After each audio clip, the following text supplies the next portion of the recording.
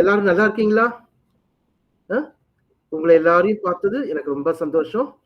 இந்த நாள் ஞாயிற்றுக்கிழமை காலையில ஆராதனைக்கு வந்திருக்க உங்களை எல்லாரையும் இயேசு கிறிஸ்துவின் நாமத்துல நான் வாழ்த்தி வரவேற்கிறேன். கர்த்தர் உங்களையும் உங்க குடும்பத்தை எல்லாரையும் ஆசீர்வதிப்பாராக. இந்த நாளில நம்ம பழைய ஏற்பாட்டுல ஒரு சவுல் இருக்காரு, புதிய ஏற்பாட்டுல ஒரு சவுல் இருக்காரு. 2 சவுல் இருக்காரு. நம்மளுக்கு பழைய ஏற்பாட்டு சவுலை பத்தி தெரியும். பழைய ஏற்பாட்டு சவுல் ரொம்ப ஹைட்டா இருப்பாரு, உயரமானவரு, கவர்ச்சிகரமானவரு. புதிய ஏற்பாட்டு சவுல் குள்ளமா இருக்கவரு, ரொம்ப கவர்ச்சியா இருக்க மாட்டாரு. ரெண்டாவது பழைய ஏற்பாட்டு சவுலும் பெஞ்சமின் கோத்திரத்தார். புதிய ஏற்பாட்டு சவுலும் பெஞ்சமின் கோத்திரம் தான். அப்புறம் பழைய ஏற்பாட்டு சவுல் ஆரம்பத்துல ஆண்டவருக்கு ரொம்ப நண்பனா இருந்து கடைசியில அவர் வாழ்க்கைய ஆண்டவருக்கு விரோதியா முடிச்சாரு.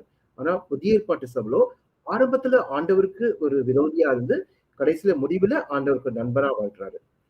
புதிய ஏற்பாட்டு சவுல் அஞ்சனக்காரிய பாக்குறான்னு பாக்குறோம். அஞ்சனா சொல்றவள கேட்டு அஞ்சனாவெல்லாம் கேட்கிறான்னு பாக்குறோம், குறி கேட்கிறான்னு பாக்குறோம். ஆனா அத பழைய ஏற்பாட்டு சவுல். ஆனா புதிய ஏற்பாட்டு சவுல் ஆண்டவருடைய சித்தத்தை அறிஞ்சு ஆண்டவருடைய சித்தத்துக்கு கீழ்ப்படைஞ்சு வாழ்தான் பாக்குறோம். பழைய ஏற்பாட்டு சவுல் கீழ்ப்படியாமைக்கு பேர் போனவன். ஆனா புதிய ஏற்பாட்டு சவுல் ஆண்டவருடைய வசனத்துக்கு கீழ்ப்படைஞ்சு ஆண்டவருக்கு கீழ்ப்படைஞ்சு வாழ்தான் வாசிக்கிறோம். பழைய ஏற்பாட்டு சவுலோட வாழ்க்கை கடைசியில எப்படி முடியுது? தற்கொலையில முடியுது. ஆனா புதிய ஏற்பாட்டு சவுல் ஒரு மரணம் எப்படி இருக்கு? வானபன் பலியாக வார்க்கப்பட்டு கடைசியில ஒரு தியாகமான ஒரு மரணமா வாசிக்கிறோம். அப்ப இன்னைக்கு நம்ம ஒரு புதிய ஏற்பாட்டு சவுலோட வாழ்க்கையை பத்தி வாசிக்க போறோம். எப்படி ஆண்டவர் அவரை சந்திச்சாரு, அதுல இருந்து நம்ம என்ன காரியம் கத்துக்க முடியும், அவர் உண்மையை எப்படி மனம் திரும்பினாரு, அப்ப மனம் திரும்பினா எப்படி இருப்பாங்க, அதெல்லாம் பத்தி இன்னைக்கு நம்ம பார்க்க போறோம். அப்ப புதிய ஏற்பாட்டு சவுல நம்ம எடுத்துக்கலாம். அப்போஸ்தலர் 9ஆம் அதிகாரம் எடுத்துக்கோங்க. அப்போஸ்தலர் 9ஆம் அதிகாரம், அதுல 1ஆம் வசனம் 2ஆம் வசனத்தை நான் வாசிக்கிறேன். அப்போஸ்தலர் 1ஆம் அதிகாரம் 9ஆம் அதிகாரம் 1ஆம் வசனம் 2ஆம் அதிகாரம். சவுல் என்பவன் இன்னும் கர்த்தருடைய சீஷரை பயமுறுத்தி கொலை செய்யும்படி சீரி பிரதான ஆசாரியரிடத்திற்கு போய் இந்த மார்க்கத்தாராகிய புருஷரையாகிலும் ஸ்திரீகளை ஆகிலும் தான் கண்டுபிடித்தால் அவர்களை கட்டி எருசலேமுக்கு கொண்டு வரும்படி தமஸ்குவில் உள்ள ஜெப ஆலயங்களுக்கு நிருபங்களை கேட்டு வாங்கினான். பாருங்க, இந்த புதிய ஏற்பாட்டு சவுல் ஆரம்பத்தில் எப்படி இருக்கிறாருன்னா ஆண்டவருக்கு ஒரு சத்துருவா இருக்காரு. முதலாவது காரியம் அவர் சத்துரு. அதான் பிற்காலத்துல ஒரு மித்ருவாய் ஆண்டவருக்கு நண்பனா வாழ்ந்தாரு. அப்ப ஆரம்பத்துல அவருக்கு ஆண்டவருக்கு ஒரு பெரிய சத்துருவா இருக்காரு, எனிமி. இவர் என்ன பண்றாரு, ஆண்டவரோட பிள்ளைகள் எல்லாம், சீஷர்கள் எல்லாம், ஆண்டவர் வசனத்தை பரப்புறவங்க எல்லாம் என்ன பண்றாரு, கட்டி எருசலேம் கொண்டு போறதுக்காக என்ன பண்றாரு, ஜெபாலய தலைவர்கிட்ட 1,50,000 பேர். அந்த 1,50,000 பேர்ல 20,000 பேர் யூதர்கள். அதுல நிறைய பேர் கிறிஸ்தவர்களா மாறிட்டு இருக்காங்க. அது நிறைய பேர் கொலை செய்யப்பட்டுட்டாங்க. அப்ப அந்த இடத்துல இருந்து என்ன பண்றாரு, மார்க்க வெறி கொண்டு என்ன பண்றாரு, எல்லாரையும் சிறைப்பிடிச்சு என்ன பண்றாரு, சீரி பார்த்து சிறைப்பிடிச்சு எல்லாரையும் கட்டி இங்கேந்து தமஸ்குலேந்து எருசலேமுக்கு கொண்டு போறதுக்கு பர்மிஷன் வாங்கிட்டாரு ஜெப ஆலய தலைவர்கிட்ட. பாருங்க, தனியா நடக்கிறவங்க, ரோட்ல நடக்கிறவங்க, வீட்டுல குடியிருக்கிறவங்க, சர்ச்சில் தேவ ஆலயத்துல தடுத்து இருக்கிறவங்க எல்லாரையும் பிடிச்சு சிறைப்பிடிக்கிறாரு, எல்லாரையும் பிடிச்சு அடிக்கிறாரு, எல்லாரையும் என்ன பண்றாரு, அது அடிக்கிறதுக்கு என்ன பண்றாரு, அதிகாரமும் வாங்கிட்டாரு ஜெப ஆலய தலைவர்கிட்ட. சரி, இப்ப இவரு இங்க தமஸ்குலேந்து எருசலேமுக்கு கட்டி எடுத்துட்டு போறாரு.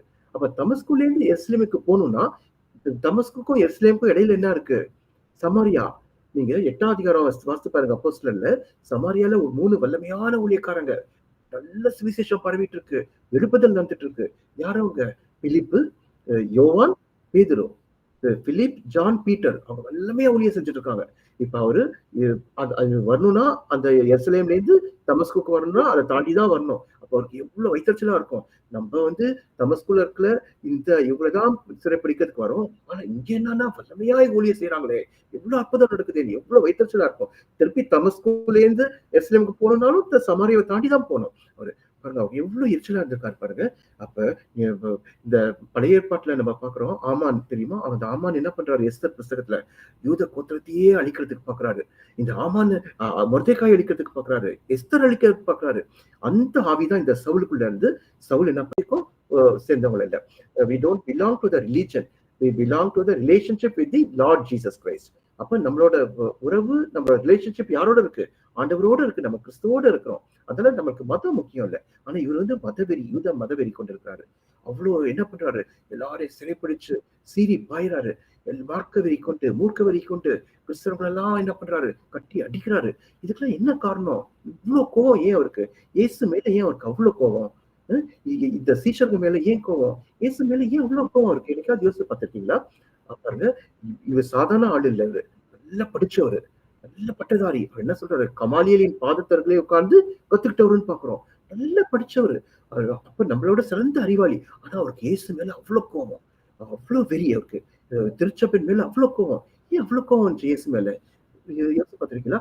அவரே வந்து நிருபத்துல ஒரு இடத்துல சொல்றாரு, மரத்திலேயே தூக்கப்பட்ட எவனும் சபிக்கப்பட்டவன் சொல்றாரு. இவர் வந்து நல்லா படிச்சவரு. அந்த காலத்துல பழைய ஏற்பாட்ட படிச்சிருக்காரு. அவருக்கு என்ன தெரியும்னா, நியாயப்பிரமாணமும், தீர்க்கதரிசனம் தான் தெரியும். அப்ப வேற எதுவும் தெரியாது. தோரா படிச்சிருக்காரு. நல்லா அந்த பைபிள படிச்சிருக்கு. அதுல ஒரு வசனம் தெரியும் அவருக்கு. என்னன்னா, மரத்திலே தூக்கப்பட்ட எவனும் என்னது? சபிக்கப்பட்டவன். அது அவருக்கு தெரியுது. அதையே ஒரு புதிய ஏற்பாட்டுல சொல்றாரு ஒரு நிருபத்துல. மரத்திலே தூக்கப்பட்ட இவன். அப்ப பார்க்கிறாரு. இந்த இயேசுன்றவரு மரத்துல தூக்கப்பட்டவரு. இவரு ஒரு சபிக்கப்பட்டவரு. இவரு சபிக்கப்பட்டவரு ஒரு தெய்வமா இருக்க முடியுமா? சபிக்கப்பட்டவரு வந்து ஒரு மெசியாவா இருக்க முடியுமா? இவரை போய் இந்த கிறிஸ்தவங்கள்லாம் பின்பற்றுறாங்களே, இவரை போய் கொண்டாடுறாங்களே, அந்த ஒரு வெறி, அந்த வசனம் படிச்சவங்க எப்பொழுதும் பாருங்க எத்தனையோ படிச்சவங்க இந்த உலகத்துல இருக்காங்க. ஆனா நம்ம பாருங்க நமக்கு ஆண்டவர் நம்மள வெளிப்படுத்தி ஆண்டவரை பத்தி நமக்கு வெளிப்படுத்தி இன்னைக்கு நம்ம ஆண்டவர் பிள்ளைகளா இருக்கோம். அது எவ்வளவு பெரிய ஆசீர்வாதம் பாருங்க. எவ்வளவு நம்மளோட படிச்சவங்க அறிவாளிலாம் இருக்காங்க ஊர்ல, இந்த உலகத்துல. ஆனா கர்த்தர் என்ன பண்ணிருக்காரு? அவரு நமக்கு வெளிப்படுத்தி ஜீவனுள்ள தேவன் ஆண்டவர்ன்னு சொல்லி அது எவ்வளவு பெரிய ஆசீர்வாதம். என்னைக்காவது யோசிச்சு பார்த்திருக்கலாம். தினமும் நம்ம ஆண்டவர் துதிக்கிறோம். ஆண்டவரே, நான் உங்க பிள்ளையா இருக்கிறதுனால ஸ்தோத்திரம் ஆண்டவரே. நான் உங்க பிள்ளையா என்னை ரட்சித்ததுக்காக ஸ்தோத்திரம் ஆண்டவரேன்னு சொன்னோம். எத்தனையோ படிச்சவங்களுக்கு ஆண்டவரை பத்தி ஒரு அறிவு இல்லாம இருக்காங்க. ஆனா கர்த்தர் கிருபையா என்ன பண்ணியிருக்காரு? நமக்கு ஆண்டவரை வெளிப்படுத்தி நம்ம ஆண்டவர் பிள்ளையா மாத்திருக்காரு. அது எவ்வளவு பெரிய ஆசீர்வாதம் பாருங்க. இவன் பாருங்க அந்த வசனத்தை வச்சுட்டு அந்த மரத்திலே தூக்கப்பட்ட எவனும் சபிக்கப்பட்டவன் சொல்லிட்டு அப்ப இவரு ஒரு சபிக்கப்பட்டவரு சொல்லி அவ்வளவு கோவப்படுறான். ஏன்னா அவன் படிச்சவன் நியாயப்பிரமாணத்தை பழைய ஏற்பாட்டு காலத்துல பழைய ஏற்பாட்டு படிச்சுட்டு அதை கத்துக்கிட்டு அதுல இருந்து அவன் என்ன பண்றான்? ஆண்டவர் மேல அவ்வளவு கோபமா இருக்கான், வைராக்கியமா இருக்கிறான். இவன் பாக்குறான் இப்படியே இந்த கிறிஸ்தவம் எல்லாம் விட்டுட்டா இவங்க நம்ம யூத மதத்தையும் அழிச்சிடுவாங்க. இவங்க பெரிய ஒரு மதமா ஆயிடுவாங்க. மலையிலே கிள்ளி எறியணும் தான் அவ்வளவு என்ன பண்றான்? கிரியை செய்றான். அப்புறம் யோசிச்சு பார்த்துருக்கோம்னா இந்த சீஷர்களால நிறைய அற்புதம் அடையாளம் நடக்குதே. சீஷர்கள் வலிமையா கிரியை செய்றாங்களே. ஆனா அவன் என்ன நினைச்சிருப்பான்? இதெல்லாம் பிசாசு கூட தான் அற்புதம் செய்துன்னு நினைச்சிருப்பான். ஏன்னா அவனுக்கு பைபிள் தெரியும். பழைய ஏற்பாடு. மோசே காலத்தை படிச்சிருப்பான். மோசே செஞ்ச அற்புதத்துல நிறைய அற்புதம் அந்த மந்திரவாதி தானே செஞ்சாங்க. அப்ப அதனால இவங்க வந்து கடவுளோட பிள்ளைங்கன்னு சொல்ல முடியாது. அற்புதம் செய்யறதுனால இவங்க ஒன்னும் ஆண்டவர் பிள்ளைங்கன்னு சொல்ல முடியாதுன்னு நினைச்சிருப்பான். அப்படி நினைச்சிட்டு என்ன பண்றான்? ஆண்டவர் மேல ஒரு கோபத்துல வெறி கொண்டு எல்லாரையும் அவன் என்ன பண்றான்? அடிக்க பார்க்கறான். பாருங்க, இவன் ஒரு படிச்சவன். ஆனா பார்வை இல்லாதவன். பார்வை இல்லாதவனா விசுவாச பார்வை இல்ல.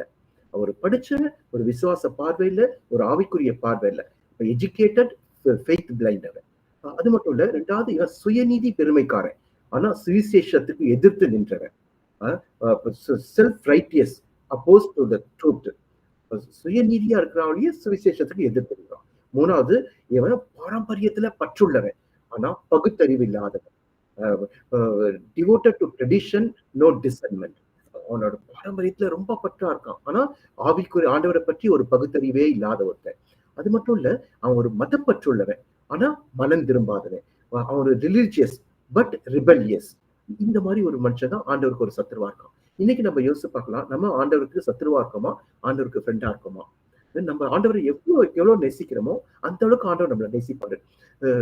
சியோன் மலை ஆண்டவரோட மலைன்னு சொல்றோம். சியோன் வந்து ஆண்டவரோட மலைன்னு சொல்றோம். சியோன் வந்து நகரம் ஆண்டவர் நகரம்னு சொல்றோம். அது எதனாலன்னு பார்த்தா அந்த சியோன் கோட்டையை தாவீது பெற்றானாம்.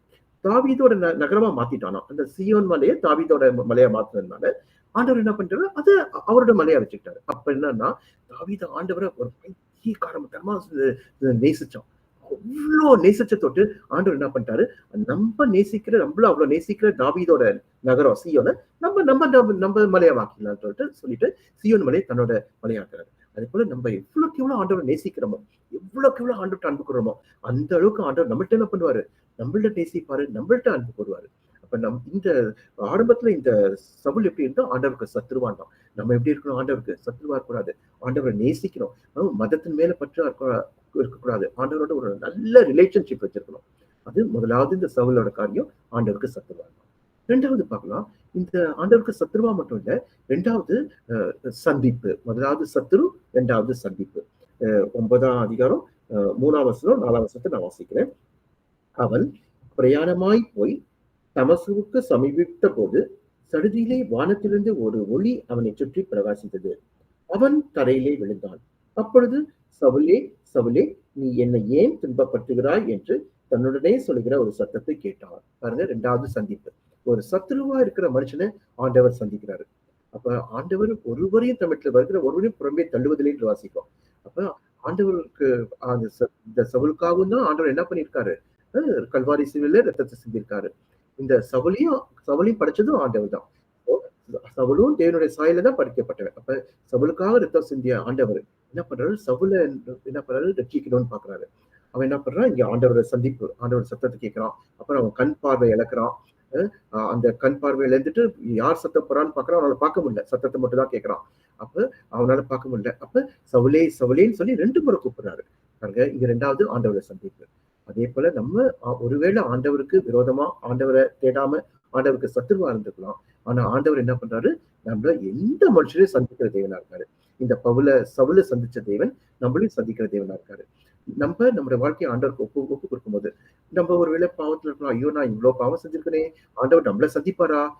என்ன ஆண்டவர் தொடுவாரான்னு நினைக்கலாம். ஆனா ஆண்டவர் எந்த மனுஷரையும் என்ன பண்றாரு? சந்திக்கிறாரு. என் இடத்தில் வருகிறவனை நான் புறம்பே தள்ளுவதில்லைன்னு சொல்லியிருக்காரு. எல்லாரையும் ஆண்டவர் நேசிக்கிற தேவனா இருக்காரு. அப்ப நமக்கு ஒரு சந்திப்பு வேணும்னா ஆண்டவர்கிட்ட வந்தா நமக்கு ஒரு சந்திப்பு தருவாரு. இந்த சவுலுக்கு எப்படி ஒரு சந்திப்பை கொடுத்தாரு பாருங்க. சவுலே, சவுலே 2 தடவை கூப்பிடுறாரு. ஒரு தடவை கூப்பிடனால 2 தடவை கூப்பிட்டா அது என்னது? ஒரு எச்சரிக்கை இருக்கு. ஒரு ஜாக்கிரதையாரு, எச்சரிக்கையா இருங்க. நீங்க புதிய ஏற்பாட்டை கூட பார்க்கலாம். மார்த்தாளே, மார்த்தாளேன்னு 2 தடவை கூப்பிடுறாரு. லூக்கா 10ஆம் அதிகாரம் 41ஆம் வசனத்துல இருக்கு. அது மாதிரி சீமோனே, சீமோனேன்னு கூப்பிடுறாரு. என்ன சொல்றாரு? சீமோனே, சீமோனே, சாத்தான் என்ன பண்றான்? உங்களை சோதிக்கிறதுக்கு என்கிட்ட பர்மிஷன் கேட்டான். நானோ உன்னோட விசுவாசம் ஒழிந்து போகாதபடி உனக்காக வேண்டிக் கொண்டேன்னு சொல்றாரு. மத்தேயு 22:31 வாசிக்கிறோம். அப்ப 2 தடவை கூப்பிட்டா என்ன அர்த்தம்? அத ஒரு எச்சரிக்கை, ஒரு என்ன கொடுக்குறாரு? ஒரு வார்னிங் கொடுக்குறாரு. ஒரு ஜாக்கிரதையா இருங்க. அப்ப அது மாத்திரம் சவுலே, சவுலேன்னு கூப்பிடுறாரு. சவுலே, நீ ஜாக்கிரதையா இரு. உனக்கு என்ன அது ஆபத்து வரப்போகுது? உன்னோட வாழ்க்கையை நீ எனக்கு அர்ப்பணி அப்படின்ற ஒரு இதுதான் இன்டெரக்டா 2 தடவை சவுலே, சவுலேன்னு கூப்பிடுறாரு. பாருங்க, அவ்வளவு அவசரம். அவசரத்துக்கு அழைப்பு, ஆபத்துக்கு விலகு. Call for emergency, escape for danger. அவசரத்துக்கு அழைப்பு, ஆபத்துக்கு விலகு. அவனை சவுலே, சவுலேன்னு கூப்பிடுறாரு.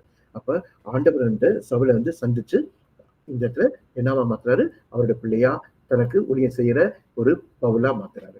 அப்ப இந்த நேரத்துல நம்ம ஒருவேளை ஆண்டவரை விட்டு தூரமா போயிருந்துக்கலாம். ஆனா ஆண்டவர் நம்ம நேசிச்சு என்ன பண்றாரு? நம்மளை சந்திக்கிற தேவனா இருக்கிறாரு. சரி, முதலாவது சத்துருன்னு பார்த்தோம். 2வது சந்திப்புன்னு பார்த்தோம். 3வது சடுதி வீழ்ச்சி. 9ஆம் அதிகாரம் 3ஆம் வசனத்தை வாசிக்கிறேன். அவன் பிரயாணமாய் போய் தமஸ்குவுக்கு சமீபித்த போது சடுதியிலே வானத்திலிருந்து ஒரு ஒளி அவனை சுற்றி பிரகாசித்தது. அவன் தரையிலே விழுந்தான். ஒரு ஃபால், சடுதி வீழ்ச்சி. திடீர்னு விழுந்தான், ஒரு வீழ்ச்சி. ஆண்டவர் சொல்றாரு, என்ன சொல்றாரு பார்த்து, நீ சவுலே, சவுலே, என்னை ஏன் துன்பப்படுத்துகிறாய் என்று தன்னுடனே சொல்லுகிற சத்தத்தை கேட்டான். அதற்கு அவன், ஆண்டவரே, நீ யார் என்றான். அதற்கு கர்த்தர், நீ துன்பப்படுத்துகிற இயேசு நானே. முள்ளில் உதைக்கிறது உனக்கு கடினமாம் அப்படின்னு சொல்றாரு. பாருங்க, ஆண்டவர் என்ன சொல்றாரு? நீ உன்னால நான் துன்பப்படும் போது நீ எப்படிப்பா இன்பமா வாழ முடியும்? முள்ள உதைக்கிறது உனக்கு கடினம்னு சொல்றாரு. இந்த இடத்துல பாக்குறோம், இவன் சடுதியா என்ன பண்றான்? தரையில விழுந்துதான். சட்டன் ஃபால், ஒரு வீழ்ச்சி. அந்த வீழ்ச்சி ஒரு பாவத்தினால சவுல் ஆண்டவரை விட்டு ஒரு பாவத்துல இருந்திருக்கான். ஆண்டவருக்கு விரோதமா சத்துருவா இருந்திருக்கான். ஆண்டவருடைய பிள்ளைகள் எல்லாம் கட்டி காவல்ல வச்சிருக்கான். ஆண்டவர் பிள்ளைகளா கொலை செஞ்சிருக்கான், அடிச்சு பயமுறுத்திருக்கான். அப்படிப்பட்ட அந்த பாவத்துல இருந்திருக்கான். ஆண்டவரே இல்லாத ஒரு வாழ்க்கை வாழ்ந்திருக்கான். அப்படி ஆண்டவர் இல்லாத அந்த பாவத்துல என்ன பண்ணிருக்கான்? ஒரு வீழ்ச்சி. அப்ப நம்முடைய வாழ்க்கையில எப்ப வீழ்ச்சி வரும்னா, நம்ம பாவம் செய்யும் போது, பாவத்துல இருக்கும்போது தான் நம்மளோட வாழ்க்கையில ஒரு வீழ்ச்சி வரும். இந்த நம்மளோட பாவம் வந்து என்ன பண்ணும்? நம்ம திரியேக திருத்துவ தேவனையே என்ன பண்ணும்? துக்கப்படுத்தும். நம்ம நினைப்போம், பாவம் செஞ்சா என்ன, அது ஒரு சாதாரண காரியம், ஆண்டவர் மன்னிச்சிடுவான்னு நினைப்போம். அந்த பாவம் பிதாவை மட்டும் இல்ல, குமாரனை மட்டும் இல்ல, பரிசுத்த ஆவியாரையும் என்ன பண்ணும்? துக்கப்படுத்தும். அப்ப நம்ம பாவத்தினால ஒரு பெரிய வீழ்ச்சி வரும். நம்மளோட பாவத்தினால முதலாவது பிதாவுக்கு வேதனை. எப்படி வேதனை? இந்த பாவத்தினால பிதா என்ன பண்ணாரு? நம்முடைய குமாரனையே இழக்க வேண்டியதா இருந்துச்சு. அது குமாரனுக்கு வேதனை. குமாரனுக்கு எப்படி வேதனை? அவருக்கு நமக்காக கல்வாரி சிலுவையில தம்முடைய ரத்தத்த சிந்தி ஜீவன குடுக்க வேண்டியதா இருந்துச்சு. அப்ப குமாரனுக்கு வேதனை. பரிசுத்த ஆவியாருக்கு வேதனை. பரிசுத்த ஆவியாருக்கு எப்படி வேதனை? பரிசுத்த ஆவியானவர் துக்கப்படுறார்ன்னு வாசிக்கிறோம். எபேசியர் 4ஆம் அதிகாரம் 30ஆம் வசனத்துல வாசிக்கிறோம். அப்ப நம்ம பாவத்தினால பிதாவுக்கும் வேதனை, குமாரனுக்கும் வேதனை, பரிசுத்த ஆவியானவருக்கும் வேதனை. அப்ப பாவம் நம்ம திரியேக தேவனே என்ன பண்ணுது? துக்கப்படுத்துது. அதனால நம்ம என்ன பண்ணக்கூடாது? நம்ம பாவம் செய்யறதுனால நமக்கு வேதனை, நம்ம குடும்பத்துக்கு வேதனை, நம்மளை சுத்தி இருக்கவருக்கு வேதனை, நம்ம சபைக்கு வேதனை. ஆனா நம்ம பாவத்திலேயே மனம் திரும்பும் போது மனம் திரும்புகிற ஒரே பாவி நிமித்தம் பரலோகத்திலே மிகுந்த சந்தோஷம் உண்டாயிருக்கும் வாசிக்கிறோம். அப்ப நமக்கு சந்தோஷம், நம்ம குடும்பத்துல இருக்க எல்லாருக்கும் சந்தோஷம், நம்ம திருச்சபைக்கு சந்தோஷம், நம்ம சுத்தி இருக்கவங்களுக்கு சந்தோஷம். பாவத்திலேயே நம்ம மனம் திரும்பும் போது ஒரு பெரிய சந்தோஷம். பாருங்க, ஆண்டவர் இந்த இடத்துல என்ன பண்றாரு? அவனை குத்தி காட்டுறாரு, அவன பாவத்தை. சவுலே சவுலேன்னு சொல்லி என்ன பண்றாரு? அவன பாவத்தை குத்தி காட்டுறாரு. என்ன சொல்றாரு? முள்ளில் உதைக்கிறது உனக்கு கடினமான்னு சொல்றாரு. பரிசுத்த ஆவியானவர் என்ன பண்றாரு? அவர் நியாய தீர்ப்பை குறித்தும் நீதியை குறித்தும் கண்டித்து உணர்த்துவான்னு சொல்லி யோவான் 16ஆம் அதிகாரம் 8ஆம் வசனத்திலிருந்து 11ஆம் வசனம் வரைக்கும் வாசிக்கிறோம். அப்ப இவனுக்கு ஆண்டவர் என்ன பண்றாரு? அவனோட பாவத்தை குறித்து சுட்டி காட்டுறாரு. அப்ப நம்ம இப்ப நினைக்கலாம், பரிசுத்த ஆவியானவருக்கு விரோதமா பாவம்னு சொல்லி கேள்விப்பட்டிருக்கோம்ல. பரிசுத்த ஆவியானவருக்கு விரோதமா பாவம் செய்யக்கூடாது. பரிசுத்த ஆவியானவருக்கு விரோதமா பாவம்னா என்ன யோசிப்பட்டிருக்கீங்களா? பரிசுத்த ஆவியானவருக்கு விரோதமா பாவம் எது? தி ரிஜெக்ஷன் ஆஃப் ஜீசஸ். இயேசுவானவரை நிராகரிக்கிறது தான் பரிசுத்த ஆவியானவருக்கு விரோதமா பாவம். எப்படி? இயேசுவை நிராகரிக்கிறதுனா எப்படின்னா, வலது பார்சத்துல ஆண்டவர் என்ன பண்ணிருக்காரு? உட்கார்ந்துட்டு இருக்காரு. அப்படி அது வலது பார்சத்துல உட்கார்ந்து இருக்கிற ஆண்டவரோட வாழ்க்கையை நிராகரிக்கிறது எப்படின்னா, அந்த பரிசுத்த அந்த வலது பார்சத்துல வீட்டு இருக்கிற ஆண்டவரை நமக்கு சொந்தமாக்கி கொடுக்கறதுக்கு பரிசுத்த ஆவியானவர் நமக்காக என்ன பண்றாரு? பிரயாசப்படுறாரு. அப்படி பரிசுத்த பிரயாசப்படுறதுனால அப்ப நம்ம ஆண்டவரை நிராகரிச்சா அப்ப யார நிராகரிக்கிற மாதிரி அர்த்தம்? பரிசுத்த ஆவியானவர். அப்ப ஆண்டவரையே நமக்கு சொந்தமாக்கி தரதான் பரிசுத்த ஆவியானவர் பிரயாசப்படுறாரு. நம்ம இயேசுவை நிராகரிச்சா பரிசுத்த ஆவியானவர் நிராகரிக்கிறோம் அர்த்தம். அப்ப இயேசுக்கு விரோதமா பாவம் செஞ்சா பரிசுத்த ஆவியானவருக்கு விரோதமா பாவம் செய்ய நினைக்கிறோம். இந்த ரிஜெக்ஷன் ஆஃப் ஜீசஸ் அப்படின்னா அதுதான் பரிசுத்த ஆவியானவருக்கு விரோதமான பாவம். அப்ப நம்ம என்ன பண்ணணும்? இயேசுவை நிராகரிக்க கூடாது. ஆண்டவரை சொந்த ரட்சகரா ஏற்றுக்கொண்டு ஆண்டவருக்கு பிரியமா ஆண்டவரை நேசிச்சு ஆண்டவர்கிட்ட அன்பு கொண்டு, எப்படி தாவீது அளவுக்கு அதிகமா ஆண்டவர் நேசிச்சு அன்பு கொண்டாரோ அந்த மாதிரி ஆண்டவர் நேசிச்சு அன்பு கொண்டு ஒரு பரிசுத்தமா வாழணும். அப்படி வாழும்போது அது ஒரு பெரிய ஆசீர்வாதம். இல்ல நம்ம அப்படி இல்லைன்னா இயேசுவை நிராகரிச்சா என்ன அர்த்தம்? பரிசுத்தாவியானோட செயலுக்கு, பரிசுத்தாவியானோட ஆள் தத்துவத்துக்கு, பரிசுத்தாவியானவருக்கு எதிர்த்து, தெய்வ சித்தத்துக்கு எதிர்த்து நிக்கிறதா அர்த்தம். அதனால நம்ம என்ன பண்ணணும்? இயேசுவை என்ன பண்ணக்கூடாது? நிராகரிக்க கூடாது. நம்ம வாழ்க்கையில வீழ்ச்சி வரக்கூடாது. அப்ப நம்ம பாவத்தினால வீழ்ச்சி, அக்கிரமத்தினால வீழ்ச்சி, அந்த வீழ்ச்சி இருக்கக்கூடாது. அப்ப ஆண்டவருக்காக வாழ்ற ஒரு நல்ல வாழ்க்கையா இருக்கணும். இவன் பாருங்க, இந்த சவுல் எப்படி இருந்தான்? ஆண்டவருக்கு விரோதமான ஒரு வாழ்க்கை வாழ்ந்தான். திருச்சபைக்கெல்லாம் விரோதமா இருந்தான், கிறிஸ்தவனுக்கு விரோதமா இருந்தான், சீஷர்களுக்கு விரோதமா இருந்தான். அதனால அவன் வாழ்க்கையில வீழ்ச்சி, அந்த பாவத்தினால வீழ்ச்சி. நம்மளுடைய வாழ்க்கையில யோசிச்சு பாருங்க, உங்களோட வாழ்க்கையில ஏதாவது வீழ்ச்சி இருக்கா? இப்ப நிகழ்காலத்துல ஏதாவது வீழ்ச்சி இருக்கா? இல்லைன்னா நீங்க இதுக்கு முன்னாடி வீழ்ச்சி நடந்திருக்கா உங்களுக்கு? இல்லைன்னா நீழ்ச்சி ஏதாவது ஒரு வீழ்ச்சி நிகழப்போகிறதா உங்களுக்கு? நம்மளை பத்தி நம்மளுக்கு தான் நல்லா தெரியும். எந்த இடத்துல நம்ம விழுந்திருக்கோம், எந்த இடத்துல நம்ம வாழ்க்கையில நம்ம வீக்னஸ் இருக்கு, எந்த இடத்துல நமக்கு பலவீனம் இருக்கு, அந்த வீழ்ச்சியிலேருந்து என்ன பண்ணும்? நம்ம எழுப்பணும். அப்ப பாவம் செய்யறதை விட்டுட்டு பாவத்திலேருந்து என்ன பண்ணும்? எழுந்திருக்க பார்க்கணும். பாவத்தை விட்டு மறந்தும்ப பார்க்கணும். அப்ப அந்த பாவம் செஞ்சா நமக்கு ஒரு வீழ்ச்சி தான். அப்ப பாவத்திலேயே வீழ்ச்சி இல்லாம இருக்கணும். என்ன பண்ணும்? பாவத்திலேயே நம்ம மனந்திரும்ப பார்க்கணும். ஆதாம் ஏவாள் பாவம் செஞ்சாங்க. ஆண்டவர் என்ன மன்னிச்சாரு. அவங்களுக்கு தோல் உடைய கொடுத்தாரு. தோல் உடைய கொடுத்தாரு. சரி, பரவாயில்ல, திருப்பி இங்க தோட்டத்துல இருங்கன்னு சொன்னாரா? இல்ல. ஏதேன் தோட்டத்திலேருந்து அவங்க துரத்தி அடிக்கப்பட்டாங்க. அது மட்டும் இல்ல, ஆண்டவருக்கும் ஆதாம் ஏவாளுக்கும் அவங்களுக்கு இடையில ஒரு சுடரொளி பட்டினம் உண்டாக்கப்பட்டுச்சு, ஒரு பெரிய பிரிவினை. அப்ப பாருங்க, நிலம் சபிக்கப்பட்டுச்சு. அது மட்டும் இல்ல, முள்ளும் குறுக்கும் பெரிஞ்சது. அப்புறம் பிரசவ வேதனை பெருகியது. அது மட்டும் இல்ல, ஆபேல் படுகொலை செய்யப்பட்டான். காயின் தலைமறைவானான். நித்தம் குடும்பத்துல யுத்தம். எல்லாத்துக்கும் காரணம் என்ன? இந்த பாவம் தான், இந்த வீழ்ச்சி தான். அந்த பாவத்தினால வீழ்ச்சி தான். அப்ப நம்ம மனம் திரும்பாம இருந்தானா, பாவத்துல இருந்தனா, இதே போலதான் நமக்கு ஒரு வீழ்ச்சி வரும். அதனால நம்ம என்ன பண்ணும்? மனம் திரும்பி பாவத்தை விட்டு ஆண்டவர்கிட்ட வரணும். அப்படி வரும்போதுதான் என்னது, ஆண்டவர் நம்ம ஆசீர்வதிப்பாரு. இவனுடைய வாழ்க்கையில நம்ம ஃபர்ஸ்ட் என்ன பார்த்தோம்? முதலாவது ஆண்டவருக்கு சத்துருவான் தான். இரண்டாவது ஆண்டவர் அவனை சந்திச்சாரு. மூணாவது சடுதியில வீழ்ச்சி. வீழ்ச்சி எதனால? பாவத்தினால வீழ்ச்சி. ஆனா நம்ம எந்த காரியத்துல நம்ம பலவீனமா இருக்கோமோ, அதுலேருந்து நான் என்ன பண்ணணும், அந்த பாவத்தை விட்டு மனம் திரும்பி ஆண்டவர்ட்ட வரணும். தன் பாவங்களே மறைக்கிறவன் வாழ்வடைய மாட்டான். அவனை அறிக்கை செய்து விட்டு விடுகிறவனும் என்ன பண்ணுவான்? இரக்கம் பெறுவான்னு சொல்லி வாசிக்கிறோம். அப்ப நம்ம என்ன பண்ணணும்? பாவத்தை விட்டு மனம் திரும்பி வரணும். அப்ப நம்மள ஆண்டவர் நமக்கு ஆசீர்வதிப்பாரு. சங்கீதம் 139 கடைசி வசனத்தை வாசிக்கிறோமே. நம்ம என்ன வாசிக்கிறோம்? வேதனை உண்டாக்கும் வழி என்னிடத்தில் உண்டோ என்று பார்த்து என்னை நேர்மையான வழியில் நடத்தும்னு சொல்றாரு. அப்ப தினம் நம்ம நாமே ஆராய்ச்சி பார்க்கணும். ஒரு திருவிருந்து சமயத்துல மட்டும் இல்ல, எப்பொழுதும் தினம் நம்ம என்ன பண்ணணும்? ஆராய்ச்சி பார்க்கணும். ஆண்டவரே, உங்களுக்கு ஏதாவது வேதனை உண்டாக்கும் வழி எனக்கு தெரிந்திருக்கா? உங்களை ஏதாவது காரியத்துல நான் வேதனைப்படுத்தி இருக்கேனா? ஏதாவது காரியம் உங்களை வேதனைப்படுத்தியிருக்கான்னு சொல்லி நம்ம என்ன பண்ணணும்? யோசிச்சு பார்க்கணும். அந்த மாதிரி இருந்தா நம்ம அந்த பாவத்திலேருந்து, அந்த வீழ்ச்சியிலேருந்து வெளியே வரணும். அப்ப 3 காரியம் பார்த்தோம். முதலாவது சத்துரு, சந்திப்பு, சரிதல வீழ்ச்சி. அது மட்டும் இல்ல. நம்ம சொல்லலாம், பாவத்துல நான் என்ன சின்ன பாவம், பெரிய பாவம் அப்படி இல்ல. இப்ப ஒரு மனுஷனை வேதனைப்படுத்துறதுக்கு பெரிய கடப்பாரை வச்சுதான் குத்தணும்னு அவசியம் இல்ல. ஒரு சின்ன குண்டூசி போதும். குண்டூசி வச்சு குத்தினாலே ரத்தம் வந்துரும், வேதனை ஆயிடும். அது போல பாவத்துல பெரிய பாவம், சின்ன பாவம் இல்ல. பாவம்னாலே எல்லாமே பாவம் தான். அப்ப நம்ம வேதனை உண்டாக்கும் வழி, ஒரு சின்ன குண்டூசி வச்சு குத்தினாலே வேதனை வருது. அப்ப நம்ம சின்ன பாவமே ஆண்டவர் வேதனைப்பட்டோம். அந்த மாதிரி வேதனை உண்டாக்குற வழி நம்மகிட்ட என்ன இருக்குன்னு நம்ம யோசிச்சு பார்க்கணும். நமக்கு தீர்க்கதரிசி நம்ம தான். நம்ம யார்ட்டையும் தீர்க்கதரிசி போய் கேட்க வேண்டாம். நமக்கு நம்ம பலவீனம் தெரியும். நம்ம கிட்ட என்ன பாவம் இருக்கு, நம்ம எதுல தவறி இருக்கோம்னு சொல்லி நமக்கு நல்லா தெரியும். நம்ம என்ன பண்ணோம்? ஆண்டவர்கிட்ட ஒப்பு கொடுக்கணும்.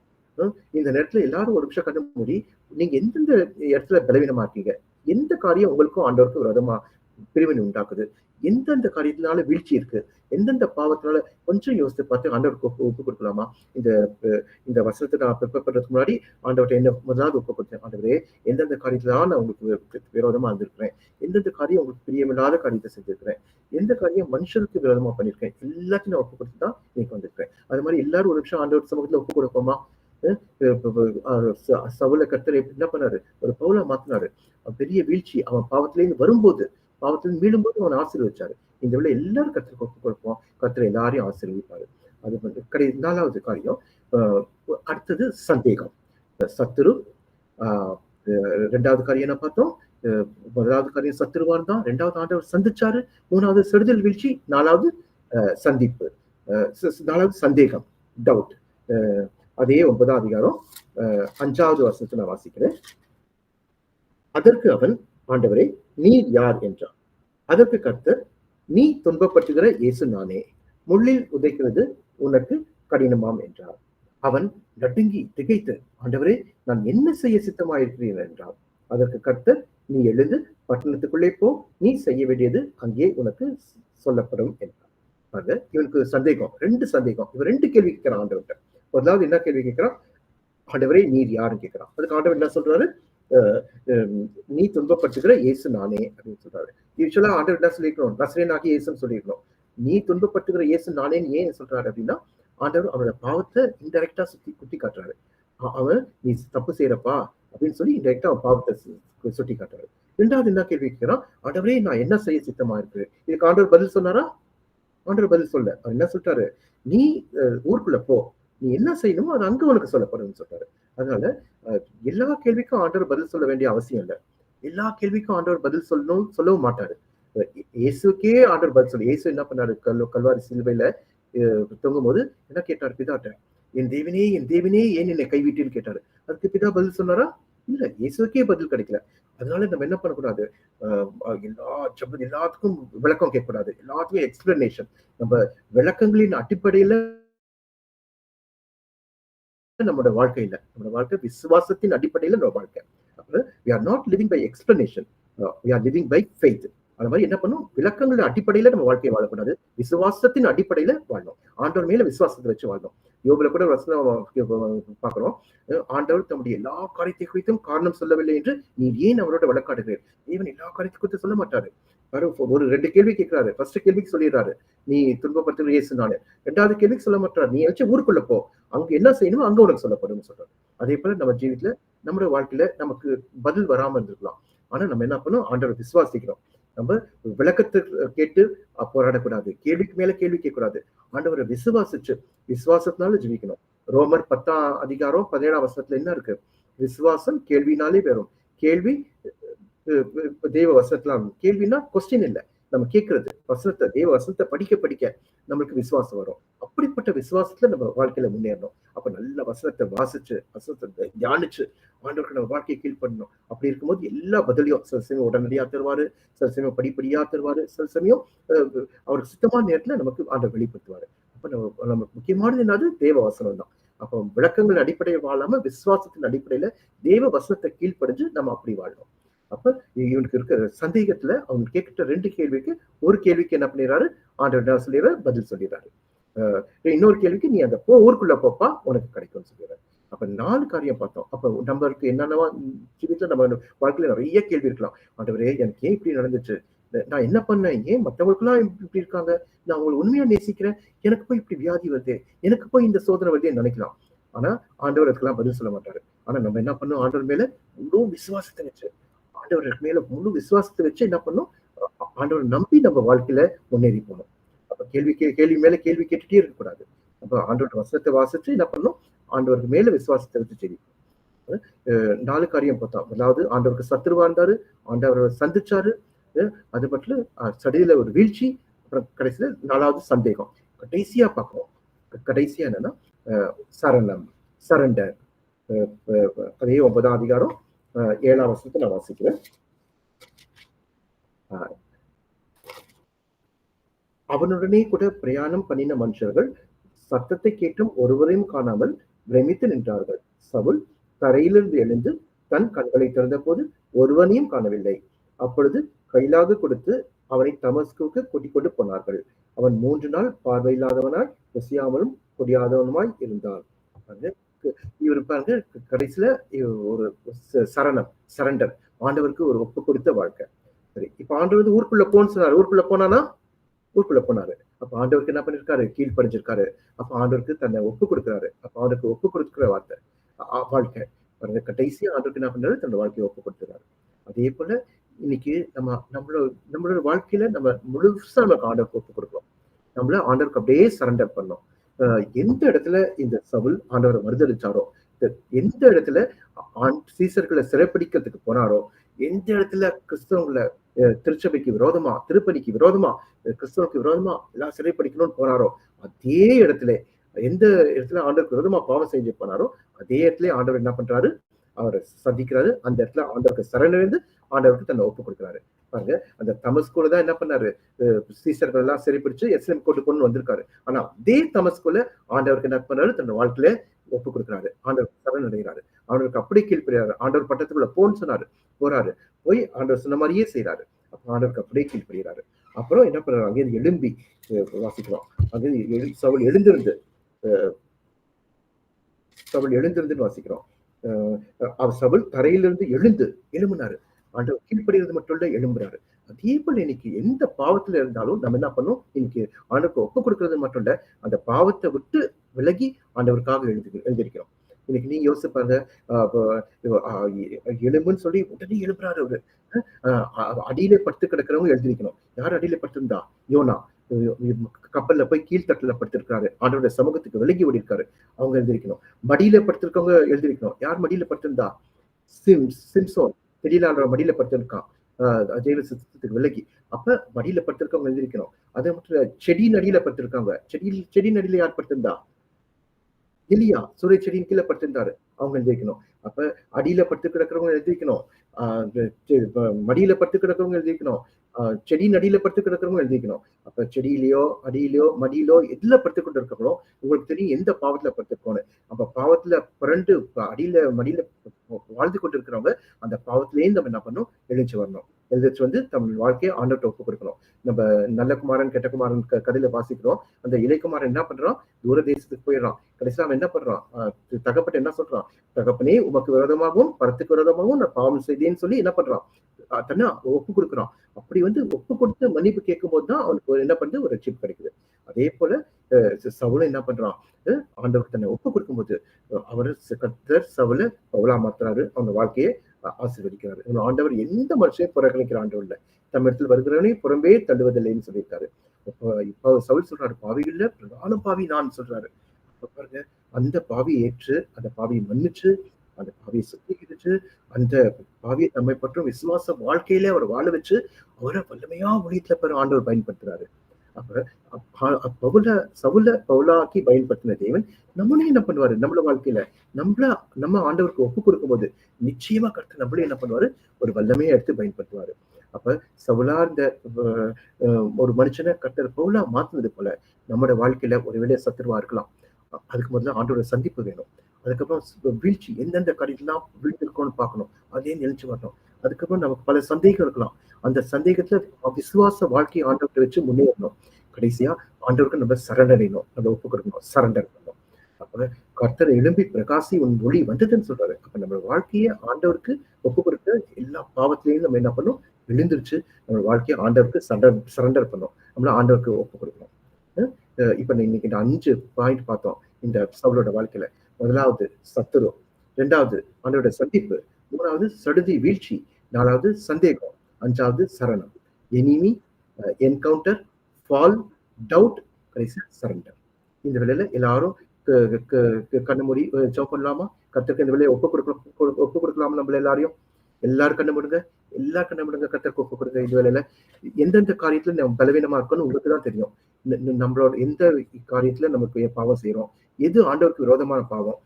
எந்த காரியத்துல மனுஷருக்கு விரோதமா நம்ம பாவம் செய்றோம்ன்றது உங்களுக்கே நல்லா தெரியும். நம்ம யார்ட்ட கேட்க வேண்டியதில்ல தீர்க்கதரிசனம். உங்களுக்கு தெரியும். உங்கள பத்தி உங்களுக்கு நல்லா தெரியும். நீங்க எல்லாரும் ஒப்புக் கொடுங்க ஆண்டவர்ட்ட. எல்லாரும் கண்ண மூடலாமா? ஆண்டவரே, இந்த வேளையில உங்களுக்கு ஒப்புக் கொடுக்கணும்னு எல்லாம் ஒப்புக் கொடுங்க. நீங்க எந்த பாவத்தின் மடியில படுத்திருந்தாலும், நீங்க எந்த துரோகத்தின் அடியில வாழ்ந்து கொண்டிருந்தாலும், நீங்க எந்த சோகத்தின் செடி மறைவுல சிக்கிக் கொண்டிருந்தாலும், இந்த வேளையில ஆண்டவருக்கு ஒப்புக் கொடுங்க. உண்மையா ஆண்டவருக்கு ஒப்புக் கொடுக்கும்போது, நிச்சயமா கர்த்தர் நம்மள ஆசீர்வதிப்பாரு.